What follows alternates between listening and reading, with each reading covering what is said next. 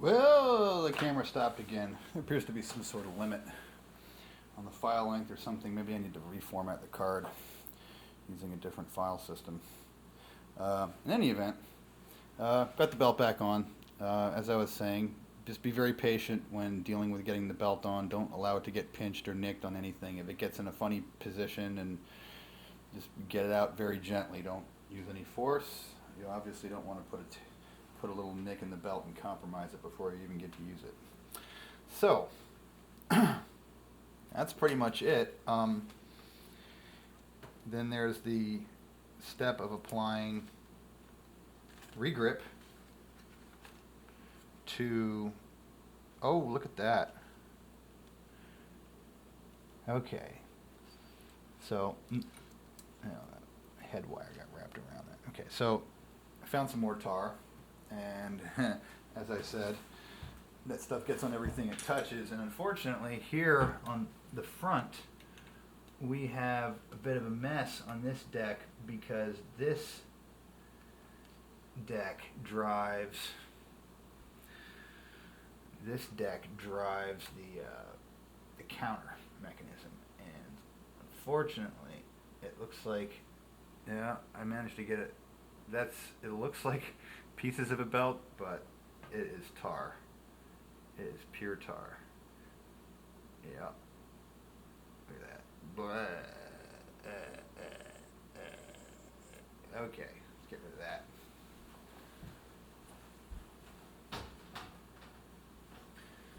So, unlike the first deck, which didn't have anything coming off of this take-up pulley here, this deck presents us with the problem that we now have to clean under here, and we have to do it pretty well. So this deck's going to take even longer than the first one. In case you're wondering at this point how many hours I have into this one deck, I would say I've got about 4 hours into this deck already. And that's not including the time dealing with that stupid camera issues and uploading to YouTube or anything like that. There's a piece there. I'm trying to get the piece off whole to minimize having to clean up the aftermath. I wonder if I can get it out with... It's still got just a tiny bit of strength left. I mean, it's pretty much tar. But if I don't grip it too hard, I might be able to pull. No, it just breaks off. And that was pulling as gently as I could. And now I gotta clean my forceps. Okay. Well, just try to.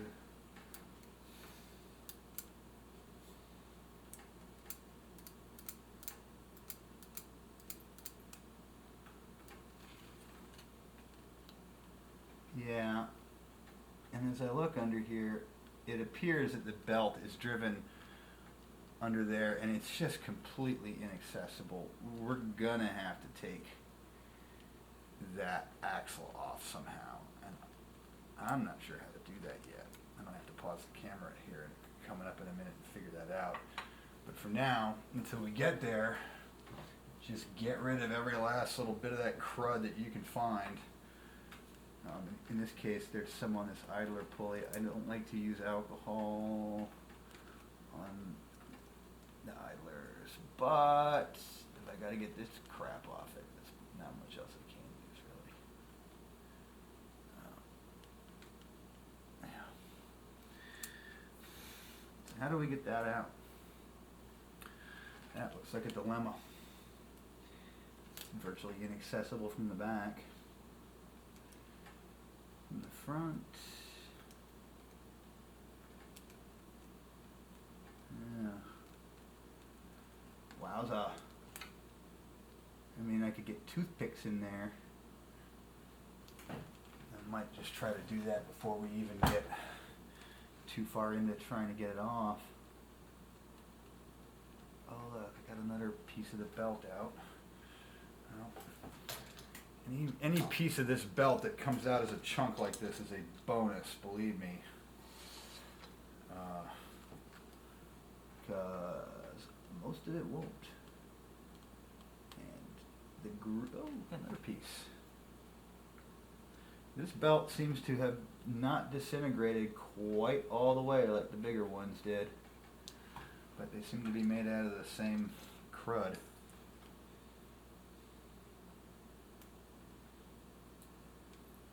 Okay.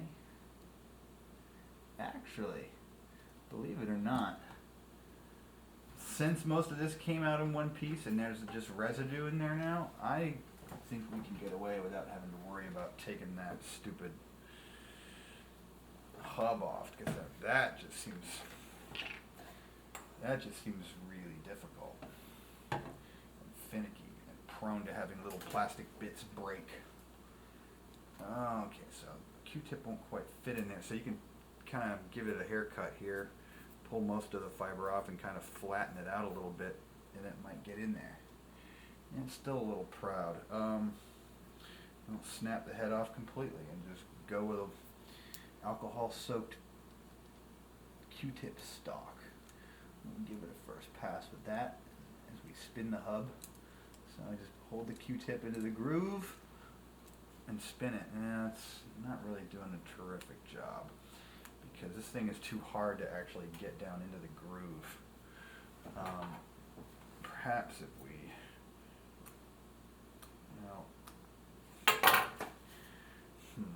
where's my knife? Well, let's see, what else could get in there a little better? And how much is there to remove? That is definitely a hell of a lot cleaner than I thought it would be after just pulling those little chunks out. That's, you're gonna really call that a stroke of luck there, because I was not looking forward to taking this thing any further apart. So let's try and get in there with the alcohol-soaked Q-tip. Apparently I've found something else with tar on it. This wheel here has got some on it because now it's all over my thumb. So again, we'll pause for the cause here to clean it off before it spreads around anymore.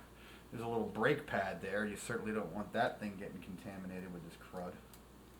I mean, not like it's, you know, it's not like a Brembo or anything like that. But, you know, that stuff can really mess up the moving bits that are normally greased and all of a sudden become glued instead. So that's getting there. That's really getting there. We also got to clean the pulleys down here that those guys attach to.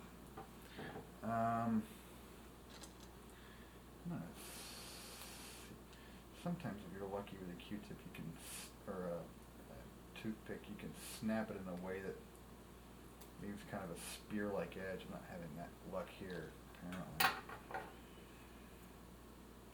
Cut down this Q-tip a lot. Soak it up with alcohol.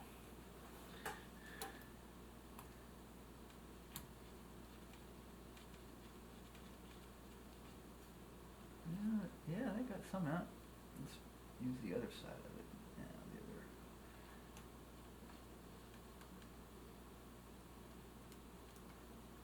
other. Okay. I dare say that's actually clean. Clean enough to use. Now we just got to make sure that no more of those little pieces of booger fell out and around. And I think we're in the clear somehow. Don't ask me how. Now let's do the raw and re-grip on the idler. Shake the raw and re-grip before you use it. Get some on that Q-tip, kind of wring it out a little on the edge of the container. And we'll go around the idler with the re-grip. And pull the idler out if it needs to be pulled away a little bit from the cap stand. See, that black stuff that it's taking off is all the dried up rubber on the surface of the idler. And as we discussed previously,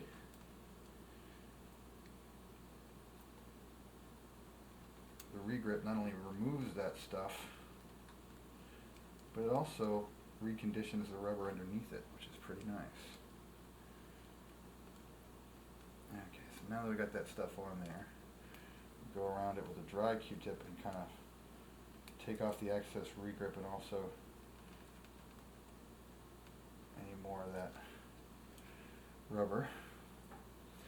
And as I stated in the second video, whenever you use Q-tips, you always should inspect for lint left behind afterwards. Okay, I'm going to shave this Q-tip down a little bit, pull the head off, get some new surface there. Oh, oops, I didn't want to dip that in alcohol, darn it, I wanted to dip it in regrip. Well, let's do the same thing to this other Q-tip.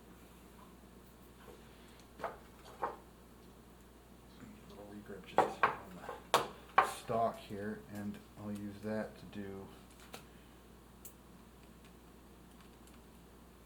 the rubber part around the capstan.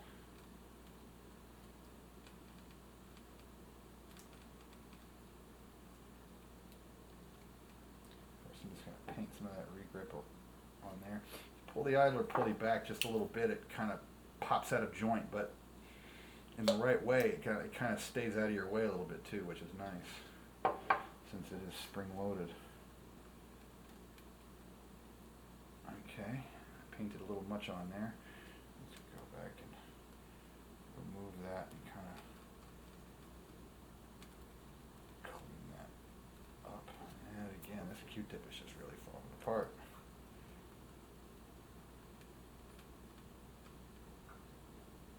Sometimes turning the Q-tip as you're doing stuff with it keeps the fibers wrapped around it and from shedding everywhere. Okay, got that one. Got that one. Let's pop the idler back in and call that side done. Now we gotta do this little one here in the middle. This is for the rewind and fast forward. That one can slip too, but first, oh boy, I got some. Apparently, when you get regrip and some of that tar in your hands, the combination is very, very sticky. I'll have to clean my hands up, but since I'm not done with the regrip work here, I guess I will do that later. So I'm gonna get some more regrip on that Q-tip stock, and we'll go around the outside of this idler, and I'm turning the Q-tip, which is also turning that idler around, so it's achieving the effect of applying the regrip to the entire surface there. And if I go up and down a little bit, I can kind of clean. Don't get too vigorous there, that's a fragile little part. Just go around and around, rotating the thing, and yeah, it's definitely some black stuff coming off there, some old dead rubber. Yeah. Yeah.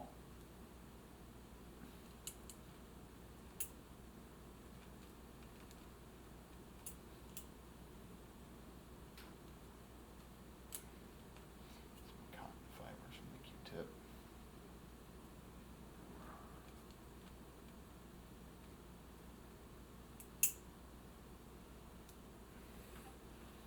Yeah, let's do that again with a dry one.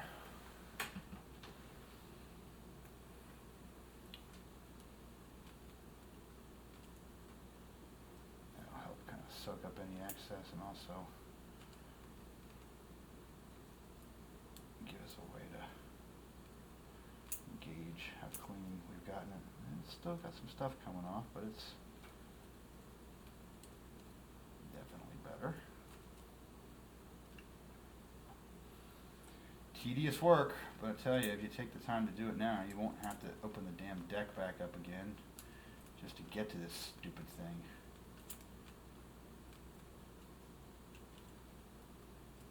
Well, you probably have to do it again in a few years. Alright. Well, we'll call that done.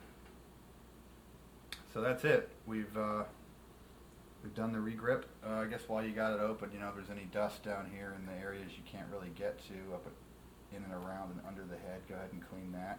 If you want to get your alcohol out and clean the head and the pinch roller now, that's fine. These are already really clean. So I'm just going to go ahead and reinstall.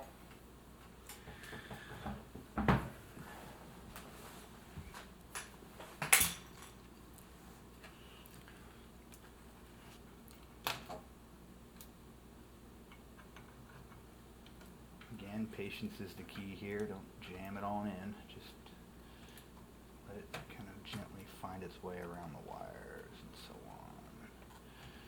And run your finger around the bottom there. Tease any of the wires out of the way that are hanging up on things.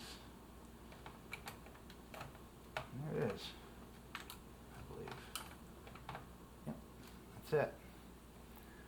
It's in place. So we'll reattach the 2 screws at the top here first.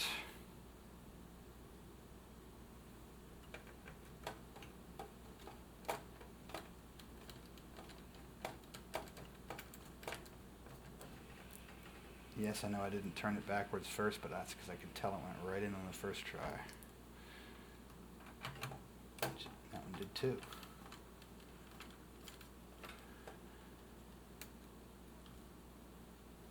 Okay. Flip it over, do the bottom screws. But before we do that, let's make sure the eject mechanism works. And it doesn't, it's hung on something. So let's just see why that is. Obviously there's no point in attaching the other 2 bottom screws if it's... Okay. I believe the answer here is just that the deck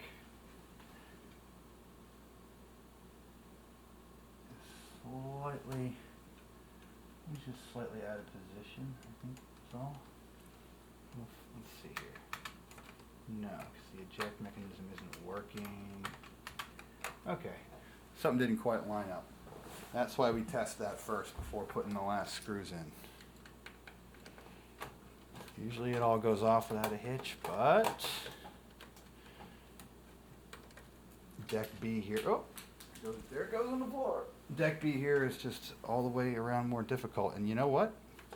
It's a damn good thing we're taking this back out, because I forgot to put that frickin' belt on there after all that cleaning. Got so obsessed with cleaning the stupid thing. Oh, it's hung on something, huh? Now the door mechanism's got it trapped and it won't eject. That's great. So I'm gonna have to hunt down there for the lever. So as we can see on this deck, the lever is kind of off to the side there, so if there, boom. Anyway, I obviously put that in somehow the wrong way. But that's good, that gives us a chance to put this belt on. And to do that, literally all we have to do is lift the brake out of the way if it's engaged. Lift that idler out of the way and slide the belt over until it goes all the way down. And it wants to hang on that bracket just slightly. We can just push it below there. That's not too much of a squeeze, I don't think, to hurt the belt. Generally, I wouldn't want to do that because it could make the belt. If we push, okay, so the reason this is being a pain is because the head's engaged. This thing died with the thing in the play position, which is why the heads are engaged. So pushing the heads down out of the way, which are spring-loaded, of course, gave us the clearance, and there it is. And you can tell it's on the pulley because when I turn this, yep. And in case you were wondering, there was 2 belts. It was a longer one and a shorter one. This is the longer one. The shorter one goes from the second pulley down to the actual counter. It's kind of a relay, if you will. All right, so that right there is a mistake made on camera. I will not edit that out. We'll just leave that be. Now let's see here. Why did the eject mechanism cross the road? Let's get it in place. It doesn't wanna...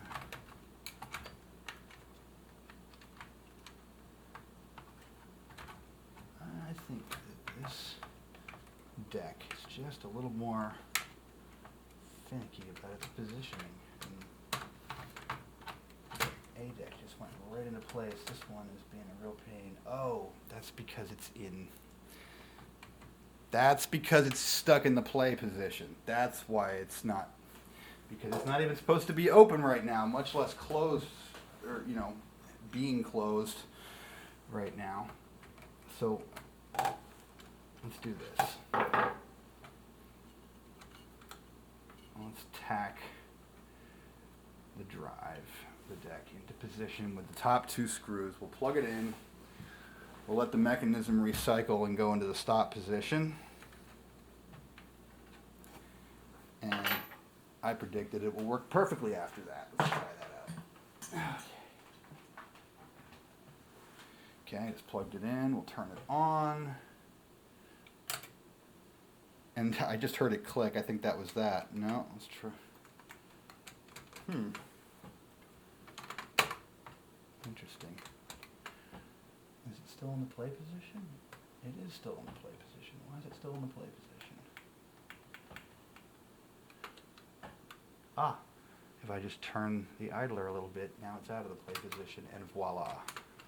The door closes and opens. Okay, so that's all that was preventing it from working, was that the door, was that the deck was in play position. So, let's unplug it again and do the bottom two screws. I would be very hesitant to try putting a tape in there without those bottom two screws in place, because the tape, you know, it's got some play in the mounting without these two bottom screws, and it could misalign the tape and eat it. You don't want that. Tapes are getting harder to find, good ones anyway. And there's no way in hell that I'm going to put these in as tight as they were.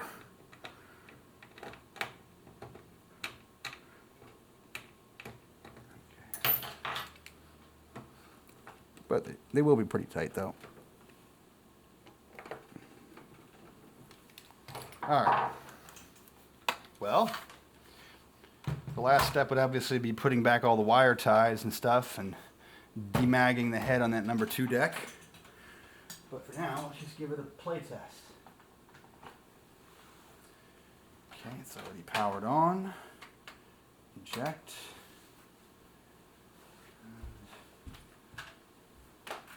First, we'll try a tape. Oh, actually, no, we can't do that yet. I'm getting way ahead of myself. Let me turn it back off and unplug it. We gotta do the stupid counterbelt.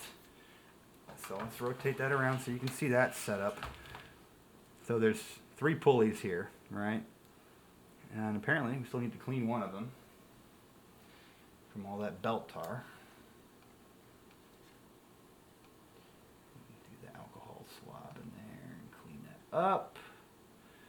It needs to be a little pointier to get down in there.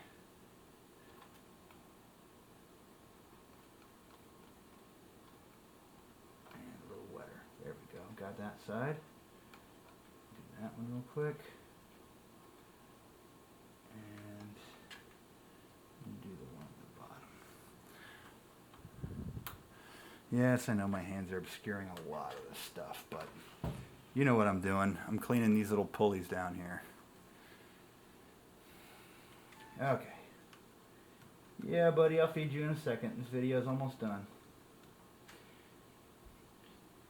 He gets fed all the time. Yes, you do. The whole world can hear you. I know. It's funny like that.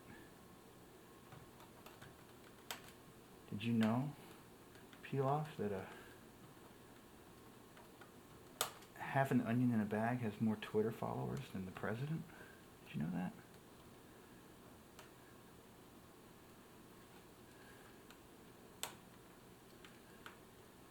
Okay, that one has just got a really deep, wide groove that is just hard to clean. I'm just gonna have to get a, wow, I'm almost out of Q-tips here. In fact, I don't think I have any clean ones left. I got that, this end of that one. It's sort of clean. Go give it a try.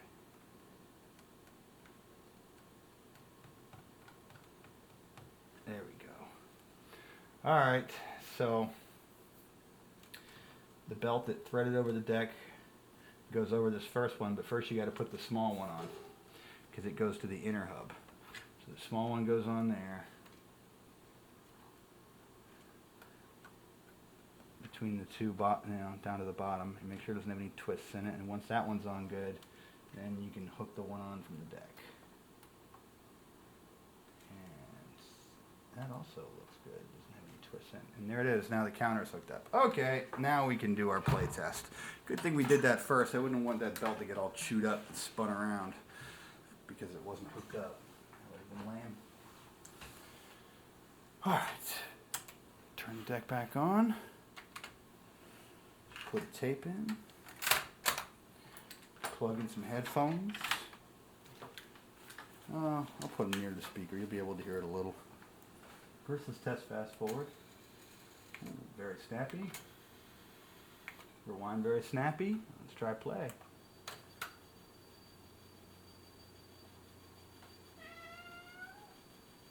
Aha, that noise, that noise was the wires that I have not yet tied back up. One of them was brushing against the wheel there in the back. Anyway, it's playing. Why I can't hear anything coming out of the headphones though is another question. Oh, because I got the headphones plugged into the mic.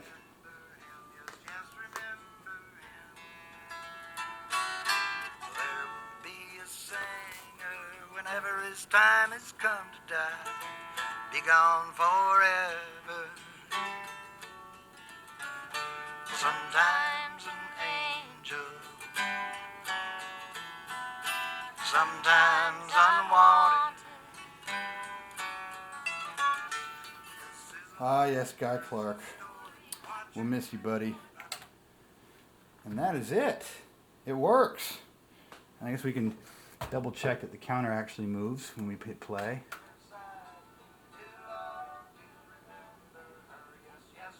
Sure does. Fast forward. Counter working fine. Resets. All good. Whoopsie. Well, that's it. Other than maybe demagnetizing that number 2 head there, that concludes the repair portion of this deck. I might discuss a few of the features more, but anyway, coming up, next video, I'll do a little preview over here. We got the other end of the table, if I can get the camera to move up there. Yeah, down there is a Sony deck. That's a TCKE 500S, a very cool 3-head deck from the late 90s. Very good sounding deck, and we're going to be doing the belts on that, which is a much more straightforward process in many, many ways than it was on this Aiwa. All right, cool.